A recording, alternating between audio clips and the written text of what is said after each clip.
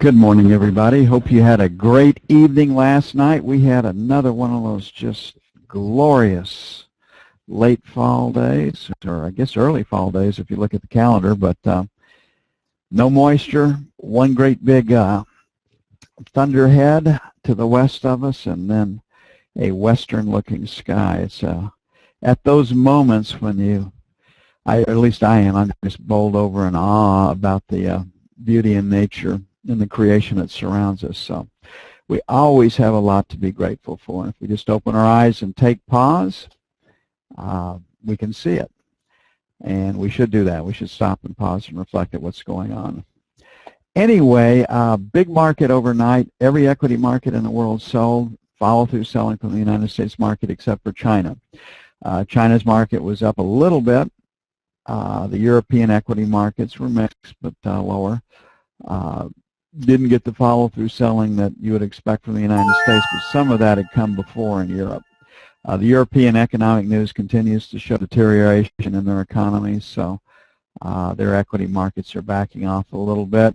Draghi's statements yesterday that the debt of Greece and Cyprus would be monetized by the European Central Bank, and he really doesn't have a lot of choice in that matter. Taxpayers always pick up the burden.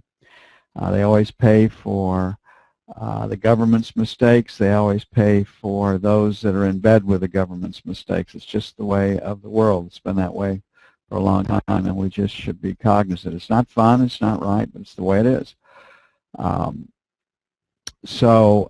Crude oil just got totally knocked out of bed.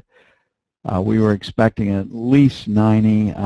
It broke 90. It's in the 88s right now. Pretty good support below 87.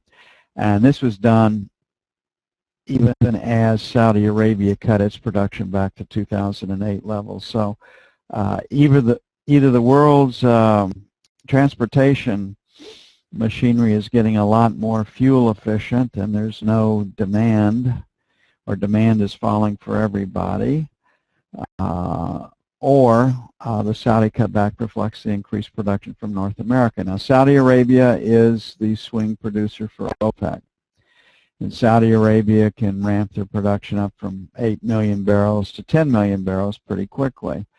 But if it goes below 8 million barrels per day and stays below 8 million barrels per day, coupled with a pretty big decrease in the price per barrel of oil, then the Saudi economy will become stressed. If you think we have a welfare state here, Saudi Arabia, because it's not a growth economy, it's kind of a one-trick pony. Crude oil production has to buy off a lot of their population with various types of subsidies. So we'll need to pay attention to that. Gold was stable. The euro was up a little bit, but retreated from its highs overnight. So here we are today, looking at what will the market bring us. And usually after a trend day, we're going to have a pause day. And tomorrow's non-farm payroll, which is forecast at 297 plus 297. Plus 215 is likely to hold the market in check. So if we operate under the assumption of pause day, which is usually what you get after a strong trend day, our first sell is going to be 19 to 23, then 27 to 31. I think today's focus is going to be whether the selling continues in the E-mini or not. The overnight session low in the E-mini was above yesterday's lows, and the E-mini is notching higher. And after yesterday's big gains, gunning stops above 1945, gunning stops above 1950. Gunning stops above 1955 will probably be the play in the E-mini today. We had hoped when we left yesterday's market to buy 9 to 13s. The overnight session low is 13.5, so we'll leave our buy at 9 to 13. And again, the direction of the E-mini is likely to tell the tale of today's tape. Jobless claims 297. Got ahead of myself there. Factory orders. Now, factory orders is like durable orders. It has huge swings based on aircraft production, minus 9.3. The automobile industry is still humming along. Good numbers yesterday. Big increases across the board. Albeit a lot of those sales are in the subprime category. We just go from one self-created mess to the next one, or potential mess. And both these numbers would be, this number would be a negative for the financials, this number would be a plus. So I think we're looking at split news. And I think short covering in the ES will be the market's focus. So let's play for a trading range. I definitely have an up bias. And we'll see what happens in this contract today.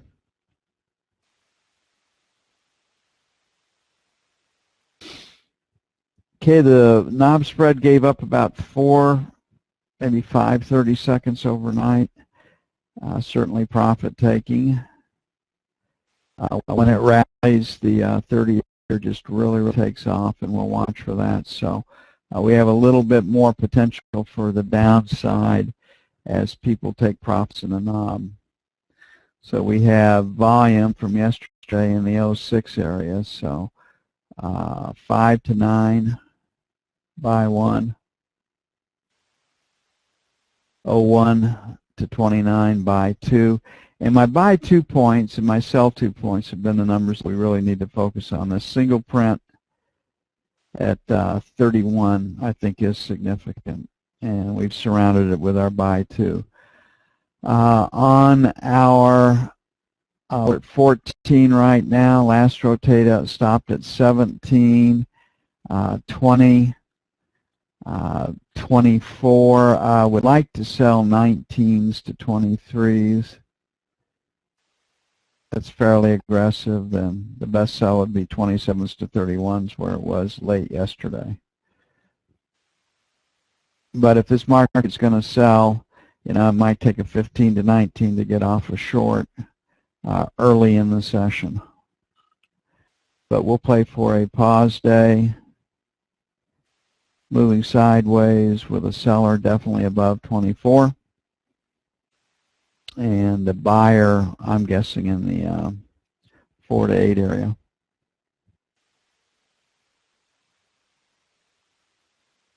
Okay, gold was relatively quiet overnight yesterday in gold. We were looking to sell 19s to 21s or 24s to 26.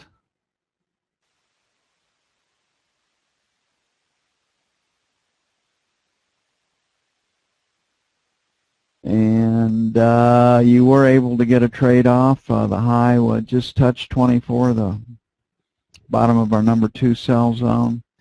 And here we are at 12. Now, I don't think we can break the market today. We're definitely pointed lower, but you can see that we're in a trading range. The market is moving sideways. The news, if as forecast this morning with jobless claims, a minor negative for this contract, and factory orders supportive. I think we'll look at that trading range. So stops below 10, we'll play for an 8 to 10 by 1. Our leaning against yesterday's lows, 4 to 6 by 2. On the sell side, resistance really starts at 18 or above, so this is fairly aggressive. The 15 to 17, because the market is pointed lower, will be sell 1. It is very, very aggressive. Then 2022 will be sell 2. Very comfortable getting short above 20. In the 15 area, we're kind of right here in this high volume area, leaning against this high volume number at 18. And in a no news environment, that's usually a pretty safe trade for us. good a setup with as low as risk is probably a better way to characterize it. I don't know if there's such a thing in safe trading in futures.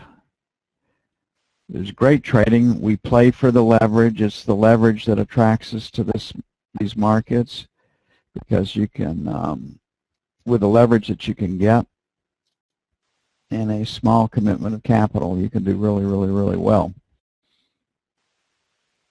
Okay, crude just absolutely got slammed last night. There was not a particular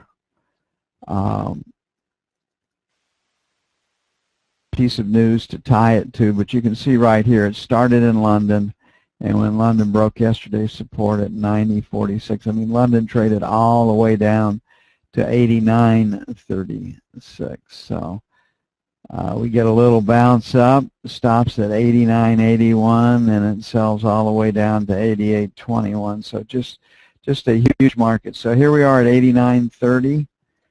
Resistance is at 89.76. So the first sell is 89.50 to 75. And then 90.25, 90.50. So this 90 number right here, I think, is really pivotal. It was a target that we were shooting for. We've been talking about that for at least 2 weeks. Very, very volatile market, a lot of range. Again, short covering might be, is probably the only thing I can see that can take us forward. We had a draw yesterday in crude. Like I said, when you look at the gasoline usage in the United States, you look at miles driven, you look at a lot of things, the transportation fleets are getting a lot more efficient. Okay, 88.75 to 89 is buy one. It's fairly aggressive. We're going to play the idea of short covering, and then 25 to 50 will be buy two. So our buy two and sell two takes into account the volatility that we have in crude oil.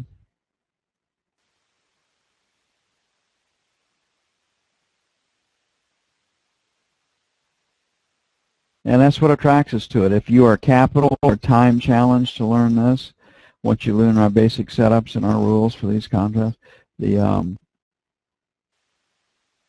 crude and gold are great contracts for you.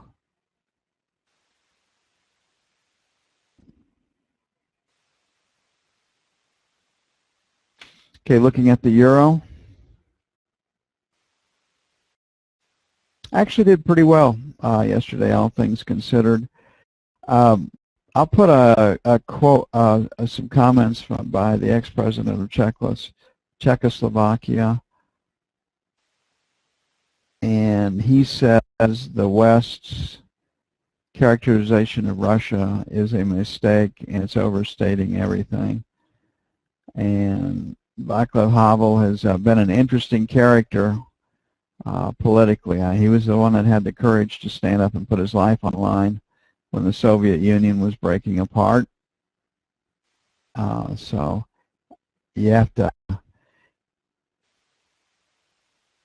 pay attention to what he says, be he right or be he wrong. Yesterday we left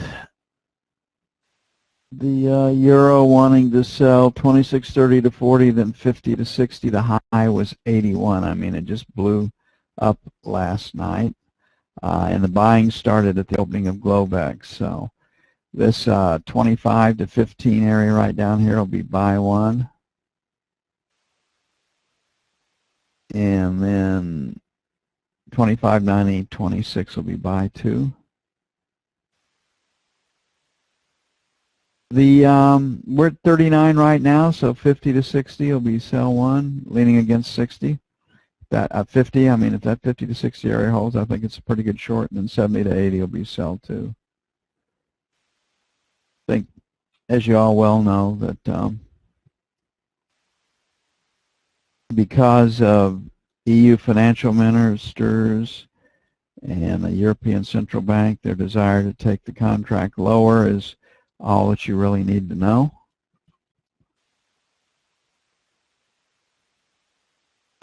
Leaning against round numbers, 50s and the buck, I think are reasonable trades. Goldman tells us we're headed for 125 this year and 120 next year.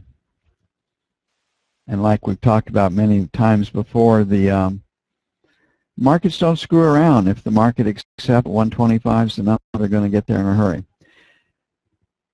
Okay, I think the key number for us is right here at 1950.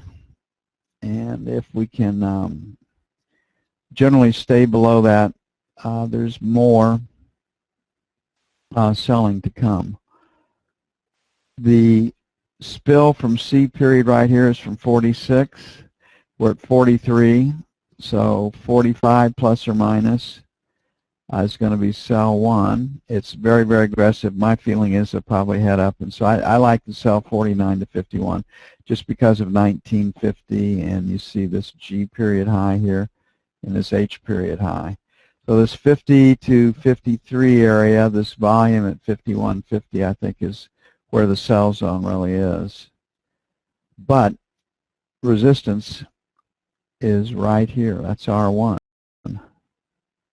This is R2. The news is split. Jobless claims at 297 are positive. Supports moderate economic growth, factory orders, which people don't pay a hell of a lot of attention to because of the big swings due to aircraft and defense orders. Minus 9.3%. So this is a minus, this is a plus, and I think they tend to cancel each other out. So tomorrow's non-farm payroll number could bring in short covering. In a short covering rally, once they get started, you don't know how far they're going to go. So we have to be really, really careful with our shorts today. On the idea that we're going to have a pause day, I think we might have come down and we can't bust the 35, 38 area. I think that then probing short covering becomes the next dynamic that we have to look for. We're at 43 right now. This market has made us pay up every time to get in, so 39 to 41 is buy 1. It's pretty damn aggressive. And then 35 to 37 is buy 2. I'm pretty comfortable with that.